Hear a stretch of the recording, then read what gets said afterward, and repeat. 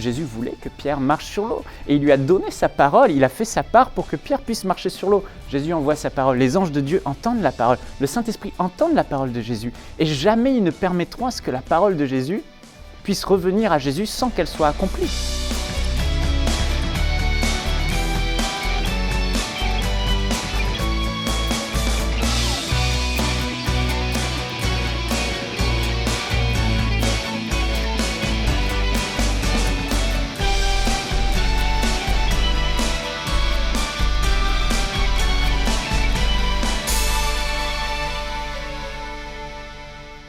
Bienvenue à l'émission Réveil. Aujourd'hui, nous avons avec nous le pasteur Michael Lebeau. Bienvenue, pasteur Michael. Merci, pasteur Jean. Aujourd'hui, on va faire une marche de foi, mais avant de parler de la foi, et vous allez voir, votre foi va grandir aujourd'hui. Et découragez-vous pas. Si votre foi est 1 sur 10, elle va peut-être monter à 2. Fait qu'il ne faut pas se décourager à la maison. Et on va écouter ce témoignage.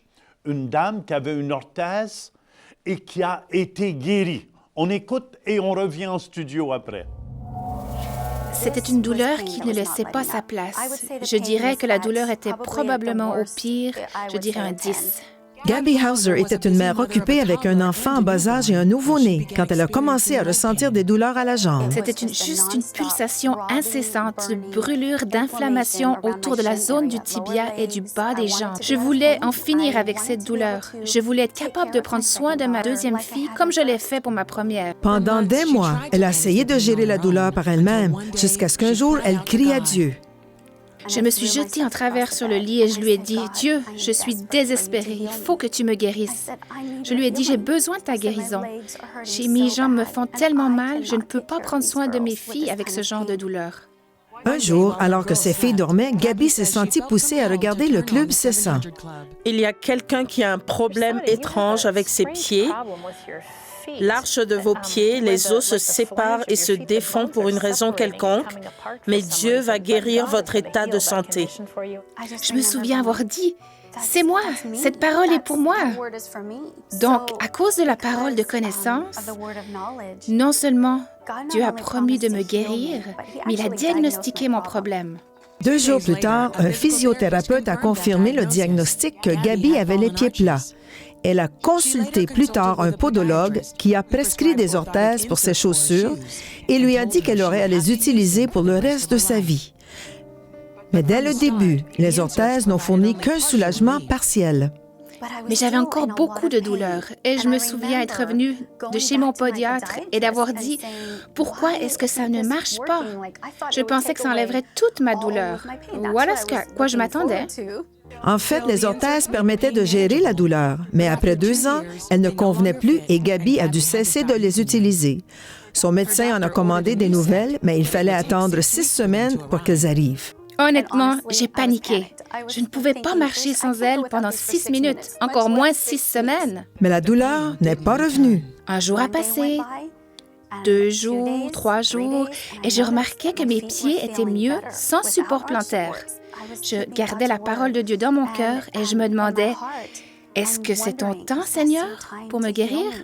6 semaines plus tard, Gabby est retournée chez son médecin. Au moment où les orthèses sont revenues, je ne pouvais plus les porter. Elles ne m'allaient même pas. Même sans les orthèses, l'état de Gabby s'est amélioré. Puis finalement, Gabby n'avait plus de douleur. Je dirais que ça fait un bon 6 ans et je n'ai même jamais porté d'autres orthèses sur mesure depuis et j'en ai pas besoin. Dieu est fidèle. Il guérit encore aujourd'hui. Il veut être un père pour nous. Dieu entend. Il entend vraiment nos prières. Et si nous sommes désespérés et si nous voulons tout ce qu'il a pour nous, il va nous le donner. Merci, Gabby, de ce beau témoignage. Et Dieu veut exaucer nos prières, Michael, aujourd'hui. Amen. Et j'ai dit qu'on était pour faire une marche de foi. Tu peux nous conduire dans cette marche de foi aujourd'hui. Amen, amen. Alors, on peut aller ensemble dans la parole de Dieu, dans Matthieu au chapitre 14 et au verset 22. Vous pouvez prendre vos Bibles avec nous et nous suivre. Alors, c'est le passage où Pierre va marcher sur l'eau avec Jésus. Au verset 22, il est écrit « Ensuite, il obligea, donc en parlant de Jésus, les disciples à monter dans la barque et à le précéder sur l'autre rive, pendant qu'il renverrait les foules. Après les avoir renvoyés, il monta sur la montagne pour prier à l'écart, et le soir venu, il était là seul. La barque était déjà à une distance de plusieurs stades de la terre, malmenée par les vagues, car le vent était contraire. À la 4e veille de la nuit, Jésus alla vers eux en marchant sur la mer. Quand les disciples le virent marcher sur la mer, ils furent troublés et dirent « C'est un fantôme !» Et dans leur crainte, ils poussèrent des cris. Jésus leur dit aussitôt « Rassurez-vous, c'est moi, n'ayez pas peur. » Pierre lui répondit « Si c'est toi, ordonne d'aller vers moi sur les eaux. » Et il dit « Viens !» Pierre sortit de la barque et marcha sur les eaux pour aller vers Jésus. Mais en voyant que les vents étaient forts, il eut peur. Et comme il commençait à enfoncer, il s'écria « Seigneur, sauve-moi !» Aussitôt, Jésus étendit sa main, le saisit et lui dit « Homme de peu de foi, pourquoi as-tu douté ?» Et ce qui est merveilleux dans cette histoire, Pasteur Jean, c'est qu'on réalise vraiment comment fonctionne la foi. Quel est le mécanisme de la foi? Et on voit ici que les disciples sont dans la barque, sur l'eau, et tout à coup ils voient Jésus marcher sur les eaux, ils se disent « Wow, c'est un fantôme !» Jésus dit « Non, c'est moi !» Il y a une tempête, et là Pierre, il va dire « Seigneur Jésus, si c'est toi, ordonne !» parce qu'il sait que Jésus est la parole de Dieu, que ce que Jésus dit arrive, il va dire « Ordonne, est-ce que je puisse marcher sur l'eau et venir vers toi ?» Jésus lui dit « Viens !» Donc Pierre se retrouve ici avec une promesse, comme beaucoup de chrétiens, beaucoup d'enfants de Dieu. On a la parole de Dieu, Dieu nous a fait une promesse. Et on voit qu'ici, Pierre, lui, il a sa promesse. Jésus, en personne, lui a dit « Viens et marche ». Et là, Pierre, il commence à croire à la parole de Jésus, il croit, il commence à marcher sur l'eau. Et au moment où il commence à marcher sur l'eau, à un moment donné, il commence à fixer ses yeux sur Jésus, et là tout va bien, il fixe ses yeux sur la promesse de Dieu. Jésus a dit « marche sur l'eau ». Alors oui, je sais qu'il est la parole de Dieu, ce qu'il dit arrive, je marche sur l'eau. Et à un moment donné, et c'est là le point clé, c'est que Pierre va commencer à regarder autour de lui et à considérer le vent. Il voyait le vent avant. Ils voyaient la tempête, ils voyaient la pluie, ils voyaient les vagues, et ils voyaient toutes ces choses. Mais ils ne le considéraient pas. Mais à un moment donné, il a commencé à le regarder et à considérer. Et il y a une différence entre voir, Pasteur Jean, et considérer. On ne peut pas s'empêcher de voir les choses, mais on peut s'empêcher de les considérer. C'est-à-dire de leur accorder de la valeur et de méditer sur ces choses et de penser aux conséquences. Et là, Pierre, lui, il a vu le vent, il a considéré le vent, il a eu peur parce qu'il a pensé aux conséquences. Je vais tomber, je vais couler, etc. Et là, il a paniqué. Et ce qui est spécial de voir, c'est que tant que Pierre fixait ses yeux sur la parole et la promesse de Dieu, il était dans la ferme assurance, dans la foi. Mais au moment où il a considéré le vent et les circonstances, il a commencé à douter et à avoir peur. Et on voit que tant qu'il est dans la foi, le surnaturel opère. Mais au moment où il doute, le surnaturel s'arrête. Et là, on comprend c'est quoi la foi. On comprend que la foi, c'est vraiment une porte entre le monde invisible et le monde visible. Tant que Pierre croit, la porte s'ouvre. Mais au moment où il a peur, il referme la porte et les anges de Dieu qui solidifient l'eau ou le Saint-Esprit ne peuvent plus opérer. Et combien de chrétiens, peut-être vous êtes chez vous et ça vous est arrivé aussi, vous avez entendu la parole de Dieu, vous avez cru et le miracle était en opération, le surnaturel était en train de s'opérer et puis tout à coup, on commence à considérer les circonstances, on considère ce que le médecin dit, on considère ce que les autres nous disent, on considère ce que nos yeux voient, ce que nos oreilles entendent et là, le doute commence à venir dans notre cœur. Et Jésus lui a dit, Pierre, au verset 31, « Homme de peu de foi, pourquoi as-tu douté ?» Parce que, Pasteur Jean, chaque fois qu'on doute, on ferme la porte et on empêche Dieu d'agir. Jésus n'a pas changé. Au moment où Jésus lui a dit « Viens », il n'a pas changé sa volonté. Jésus voulait que Pierre marche sur l'eau. Et il lui a donné sa parole, il a fait sa part pour que Pierre puisse marcher sur l'eau. Jésus envoie sa parole. Les anges de Dieu entendent la parole. Le Saint-Esprit entend la parole de Jésus. Et jamais ils ne permettront à ce que la parole de Jésus puisse revenir à Jésus sans qu'elle soit accomplie. Mais, à ce moment-là, c'était à Pierre de jouer sa part, ouvrir la porte aux anges, ouvrir la porte au Saint-Esprit pour qu'il puisse manifester dans le monde visible la parole de Christ. Et là, on comprend vraiment, tant qu'on croit, on ouvre la porte et on permet au ciel d'intervenir dans nos situations. On permet au ciel de nous guérir. On permet aux anges de Dieu, au Saint-Esprit d'accomplir la parole que Dieu a envoyé à travers le prophète Ésaïe par les meurtrissures de Jésus, vous êtes guéris. On a entendu ce témoignage merveilleux de guérison, mais il y a eu besoin que cette personne croie, qu'elle ouvre la porte de la foi, et là, Dieu a pu intervenir. Et on voit ici cette histoire de Pierre qui montre comment ça fonctionne la foi.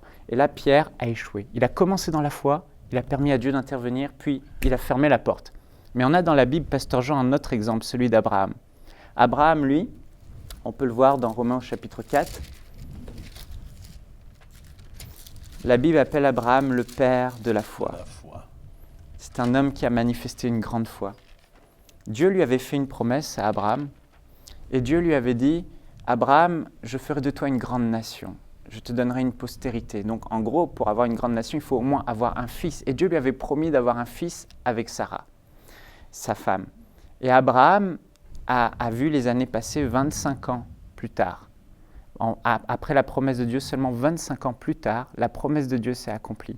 Et entre-temps, Abraham a marché par la foi. Et vous savez, là, ce passage dit au verset 18, Romains chapitre 4, verset 18, « Espérant contre toute espérance, il crut, et devint ainsi père d'un grand nombre de nations, selon ce qui avait été dit, telle sera ta descendance. Et sans faiblir dans la foi, il, écoutez bien, ne considéra pas son corps presque mourant, puisqu'il avait près de 100 ans, et le sein de Sarah déjà atteint par la mort, mais face à la promesse de Dieu, il ne douta point par incrédulité, mais fortifié par la foi, il donna gloire à Dieu, pleinement convaincu de ceci, ce que Dieu a promis, il a aussi la puissance de l'accomplir.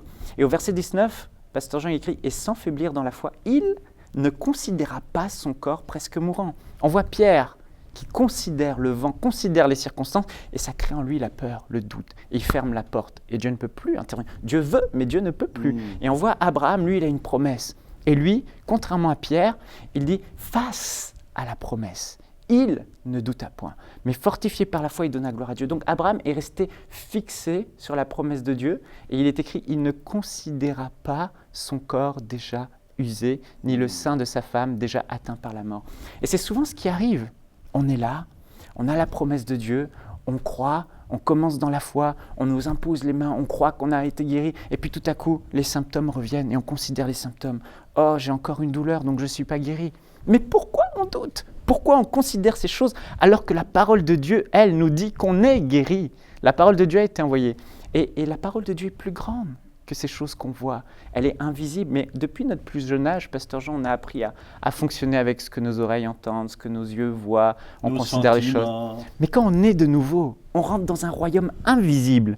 Et on doit considérer que les choses visibles ont été créées par ce qui était invisible. Et la parole de Dieu qui est invisible a créé toutes ces choses dans son monde. Donc elle est plus réelle que ces choses qu'on voit. Et on doit apprendre à marcher non par la vue, mais par la foi. Et Abraham est ce modèle parfait de la foi. Son corps était vieux, il n'avait plus de désir. Sa femme était stérile, elle ne pouvait plus avoir d'enfant. Il ne pouvait pas avoir d'enfant. Il savait que c'était impossible. Mais face à la promesse, il ne douta pas. Il fixa ses yeux sur la parole de Dieu et il ne considéra pas ce que ses oreilles entendaient, ce que ses yeux voyaient, mais il considéra ce que Dieu a dit. J'aurai un fils, j'aurai une grande descendance, alors j'aurai un fils parce que Dieu l'a dit. Et comme il crut et que rien n'est impossible à celui qui croit et que tout est possible à Dieu, il a vu sa promesse s'accomplir. Amen, amen, amen. Et Dieu peut faire la même chose pour vous. Peut-être que le médecin vous a dit, il n'a plus rien à faire avec votre situation. Mais Jésus dit que par ses meurtrissures, je suis guéri. Et j'en suis un exemple. Amen, je devrais être mort. Amen. Et parce que j'ai une situation dans mon corps que c'est impossible. Mais je regarde vers les promesses de Dieu et je suis guéri.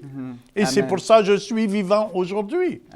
Et c'est important. Trop souvent, c'est parce que comme tu disais, Pasteur Michael, on a appris souvent, oh, comment te sens-tu? Comment tu sais, tu es malade, tu es jeune. Ah, comment tu te sens, mon pauvre petit gars? Et on marche dans les sentiments. Et on n'a pas appris, dans le fond, à fonctionner. La foi, c'est la façon que le royaume de Dieu fonctionne. Et on n'a pas appris, c'est pour cette raison. C'est ça, on doit réaliser que la parole de Dieu qui est invisible est plus réelle, est plus puissante que ce qu'on voit et ce qu'on entend. Ça veut dire tout à l'heure, on va prier pour les malades à la maison. Et si Dieu nous donne une parole de connaissance, un exemple, quelqu'un est guéri dans son œil droit, et si vous avez des problèmes dans votre œil droit, c'est là, peu importe ce que le médecin a dit, vous devez, je donne cet exemple, vous devez l'accepter comme en étant votre guérison, votre parole de connaissance.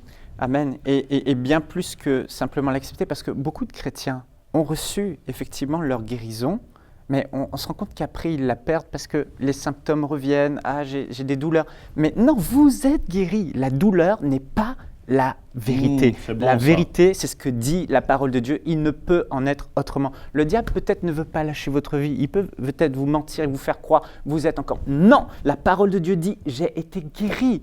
Par les meurtrissures de Jésus, je suis guéri. Je le crois, je le reçois. Et quel que soit ce que mes yeux voient, de ce que les médecins disent, que les symptômes de mon corps, je crois, je suis guéri parce que la parole de Dieu le dit. Et si vous croyez que vous ne doutez pas, alors vous verrez la promesse de Dieu pleinement se manifester dans votre vie. Je me souviens, il y a quelques mois, Pasteur Jean, j'étais au sous-sol de ma maison et tout à coup, j'entends un cri dans la maison, ma femme qui hurle et mon fils, j'entends boum. Et mon fils, en fait, il était en train de jouer et il s'est jeté la tête la première contre une table en bois massif, une table basse. La table a frappé dans sa bouche et il y avait du sang partout, c'était horrible. Ses gencives ont été ouvertes et ses dents du haut et sa gencive a été vraiment très atteinte. Et ses dents, jour après jour, sont devenues noires. Et ces deux dents-là, il a 3 ans, ses dents étaient devenues noires. Et là, bon, ça arrive en fait quand les nerfs de la gencive et des dents sont sectionnés et du sang est rentré dans les dents. Et ça ne peut pas se guérir, il faut attendre qu'il grandisse, qu'il ait 6 ans, 7 ans, qu'il perde ses dents et que des nouvelles dents repoussent. Et puis là, je me suis dit, non, c'est pas possible. Avec ma femme, c'est pas possible. Je ne veux pas voir mon fils avec les dents noires. Avec les dents noires, il est tellement mignon, je suis un serviteur de... C'est un exemple concret, mais c'est du concret qui bâtit notre foi au quotidien. C'est une chose de prier pour des malades et voir des malades guéris dans une réunion, c'est autre chose de l'appliquer à notre vie. Et les gens veulent du concret. Les gens chez eux, ils veulent vraiment savoir comment, par moi-même aussi, rester dans la santé divine et m'accaparer les promesses de Dieu et marcher dans les promesses de Dieu et voir la guérison de Dieu. Et là, mon fils, on était là et j'ai commencé à parler à ses dents avec ma femme. On a dit, au nom de Jésus, on ordonne à ses dents de redevenir blanches. Rien. 1 semaine, rien. 2 semaines, rien. Seigneur, je te remercie pour ces dents qui redeviennent blanches. Ça empire, ça devient de plus en plus noir, gris. Et on ne pouvait rien faire. Dans le naturel nous disait tout le contraire. Alors que la Bible nous dit qu'on a autorité pour établir les choses et autorité au nom de Jésus pour que ces dents redeviennent blanches. Et là, on est resté dans la foi. Et c'est là où Pierre a douté, il a considéré les circonstances. Avec mon épouse, on s'est dit non, ces dents vont redevenir blanches. Vous auriez pu abandonner puis dire, bon, c'est fait, on ne peut pas rien faire. C'est ça, et beaucoup de chrétiens abandonnent. Abraham, lui, n'a pas abandonné. Persévérant.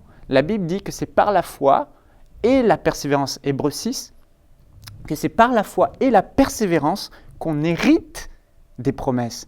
C'est une chose de croire à l'instant T, mais on voit qu'à l'instant T, Pierre a cru. Le miraculeux était en route, et puis il a douté après, il a fermé la porte. Et c'est important que quand vous entendez la parole de Dieu, quand vous avez la parole de Dieu qui vous est adressée, vous croyez et vous restez dans la foi et vous persévérez. Parce qu'avec la persévérance et la foi, vous hériterez des promesses.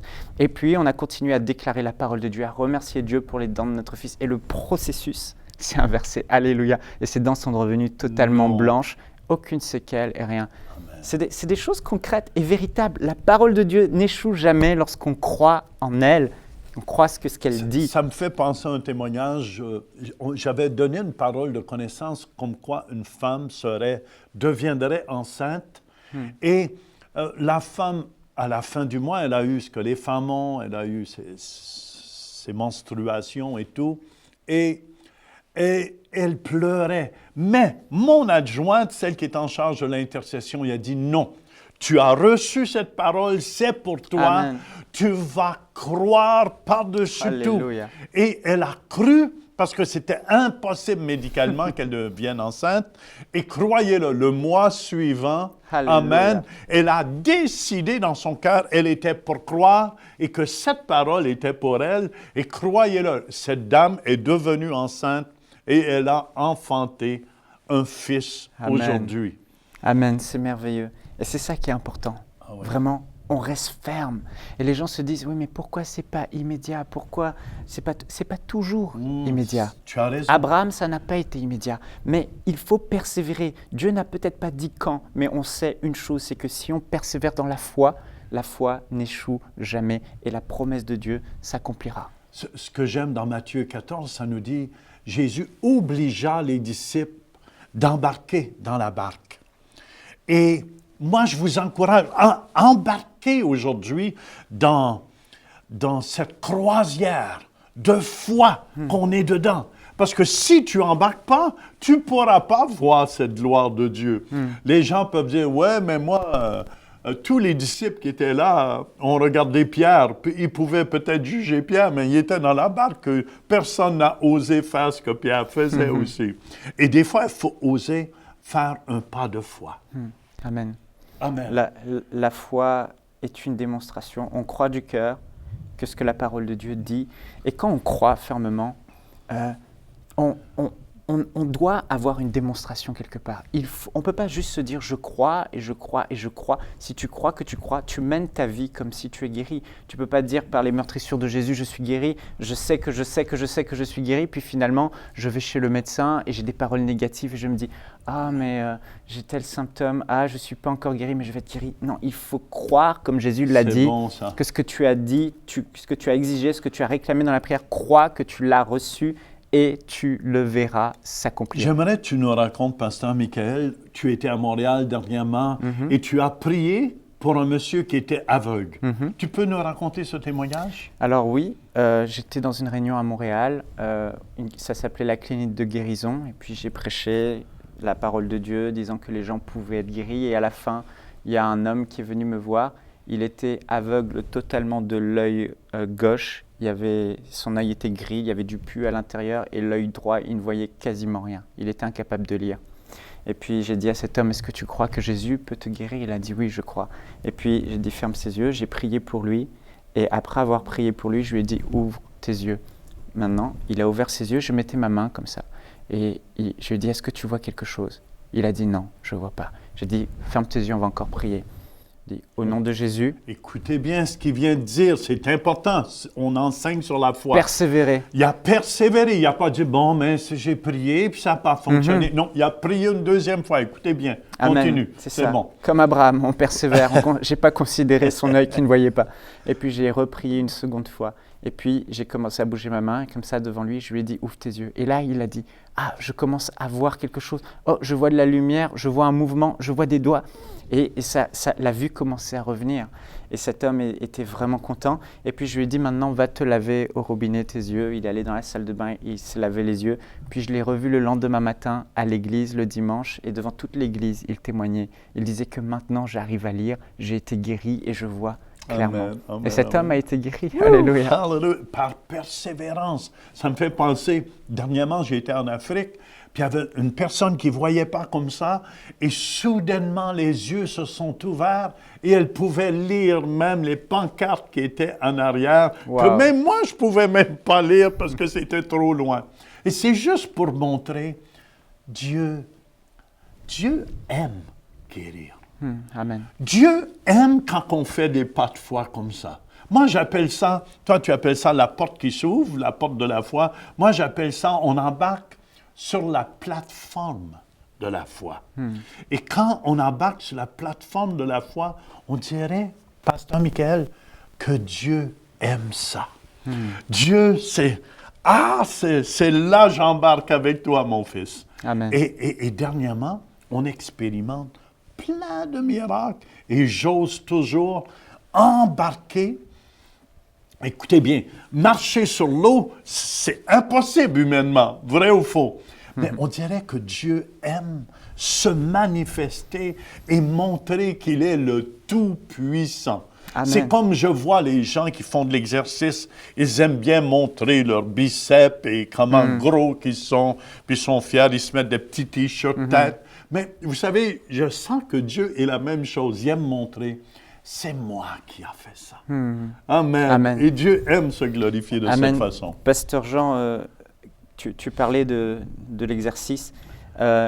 Quand en fait on persévère dans la foi, les gens ne comprennent pas que si on persévère dans la foi, ce qui est en train de se passer. Mais Abraham, peut-être les gens n'ont pas souvent la foi suffisamment forte pour déplacer certains types de montagnes. Ils ont peut-être la foi pour un mal de tête, mais ils n'ont pas la foi pour un cancer. Ils ont peut-être la foi pour une douleur au muscle, mais ils n'ont pas peut-être le niveau de foi qu'il faut pour une guérison au niveau des yeux.